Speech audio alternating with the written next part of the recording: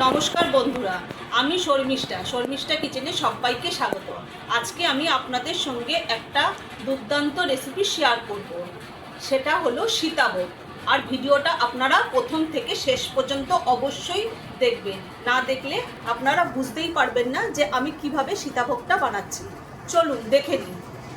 সীতাভোগের জন্য আমি এখানে 1 বাটি সুজি নিয়ে নিয়েছি, আর এই বাটি মাপ করে আমি 2 বাটি দুধ নিয়ে নেব। তার জন্য আমি গ্যাসটা ধরিয়ে দিলাম, কড়াইটা আমি বসিয়ে দিচ্ছি। আমি কড়াইয়ের মধ্যে 2 বাটি দুধ দিয়ে দেবো। আমি দুধটা আগে থেকেই একটু ফুটিয়ে রেখে দিয়েছিলাম, এর জন্য বেশি ঘন করার আর দরকার হবে না। এটা একবার ফুটে গেলেই তারপরে আমি ব্যবহার করব।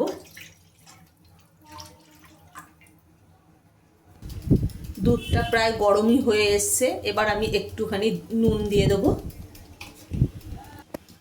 দুধটা ফুটে গেছে, এর মধ্যে আমি সুজিটা অল্প অল্প করে দেবো আর নাড়বো, একবারে সবটা দেব না।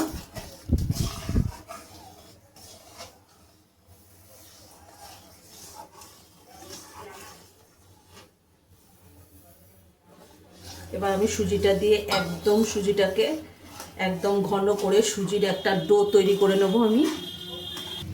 আমার সুজিটা একদম শুকনো হয়ে গেছে, দেখুন একদম সুজির ডোটা হয়ে গেছে। এবার আমি এটাকে নামিয়ে একটু ঠান্ডা করে নেব।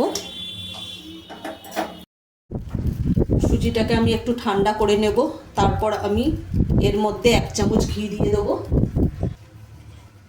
আমি 1 চামচ ঘি দিয়ে দিলাম। এবার আমি ঘিটা দিয়ে হাত দিয়ে একটু ভালো করে সুজিটা মেখে নেব।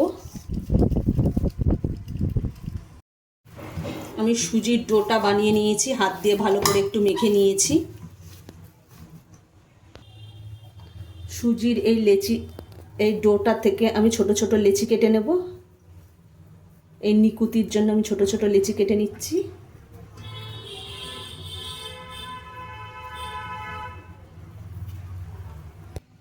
এখানে আমরা দুটো ছোট ছোট লেচি কেটে নিয়েছি, এগুলোকে আমরা নিকুতির শেপ দিয়ে নেব। এরকম আগে গোল করে নেব, করে এরকম একটু লম্বা করে নেব। এইভাবেই আমি কতগুলো নিকুতি বানিয়ে নেব। দেখুন এইভাবেই আমি অনেকগুলো বানিয়ে নেব। আমার সমস্ত নিকুতি বানানো হয়ে গেছে। বাকি সুজির ডোটা থেকে আমি বড় বড় লেচি কেটে নেব।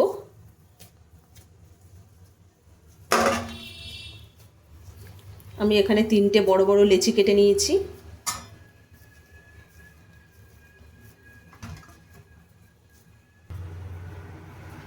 আমি একটা গ্রেটার নিয়ে নিয়েছি, গ্রেটারের সাহায্যে আমি এই ডোগুলো দিয়ে আমি এরকম মিহি মিহি করে সীতাভোগটা আমি বানিয়ে নেব।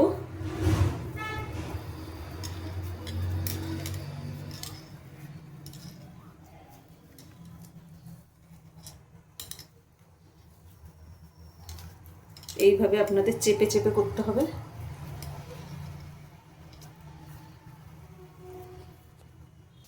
আমি একটা গ্যাসে একটা কড়াই বসিয়ে দিয়েছি, কড়াইটা আগে আমি গরম করে নিচ্ছি ভালো করে, তারপর আমি এর মধ্যে সাদা তেল দিয়ে দেবো।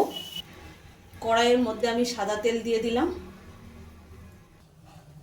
আমার অনেকটা সীতাভোগ কাটা হয়ে গেছে গ্রেটারের সাহায্যে। আমি বাদ বাকিটাও আমি এইভাবেই কেটে নেব। আমি একটুখানি দিয়ে দেখে নেব। দেখুন তেলটা তার মানে গরম হয়ে গেছে।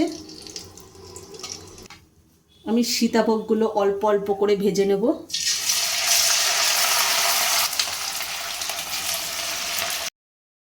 আমার সীতাভোগগুলো ভাজা হয়ে গেছে, আর নিকুতিগুলো আমি এখন ভেজে নিচ্ছি। এগুলোকে একটু লাল লাল করে ভেজে নেব। নিকুতিগুলো ভাজা হয়ে গেছে, দেখুন লাল লাল করে। এগুলোকে আমি তুলে নেব। সমস্ত নিকুতিগুলো ভাজা হয়ে গেছে। এখানে আমরা কড়াই বসিয়ে দিয়েছি চিনির শিরার জন্য। এখানে আমি 1 বাটি জল দিয়ে দেবো।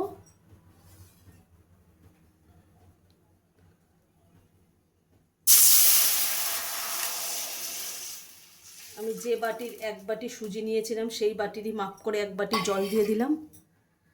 আর 1 বাটি আমি এখানে চিনি দিয়ে দেবো। মিষ্টিটা আপনারা আপনাদের পছন্দ মতো কম বেশি দিতে পারেন, কোনো অসুবিধা নেই।